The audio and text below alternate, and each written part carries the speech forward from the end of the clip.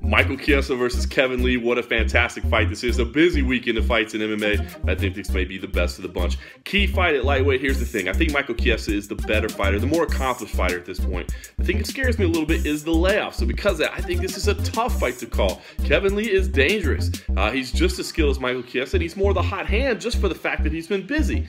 That said, Kevin Lee does get most of his finishes by submission, despite his improved striking skills, and I just don't think that's a place you're going to catch Michael Chiesa. I see Michael Chiesa getting this done on points, or perhaps catching something late in a transition.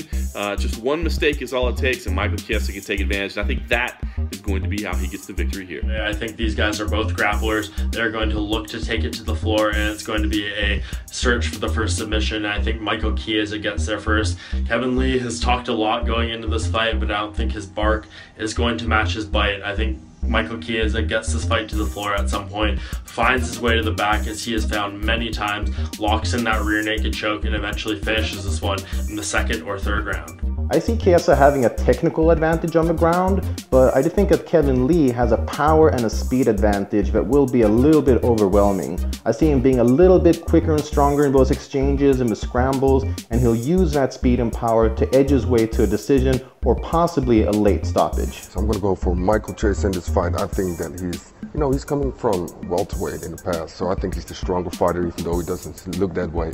I think he has faced tougher opponents, and I do think he has the advantage on the ground. So I think the best chance for Kevin Lee to win this fight is to knock Michael Chiesa down and try to submit him on the ground. But, he's very dangerous on the ground. So my prediction for this fight is that Michael Chiesa will win, and he'll do it in the second round with a submission. I think the fight will be won and lost in the transition. I think Kevin Lee should have the wrestling advantage.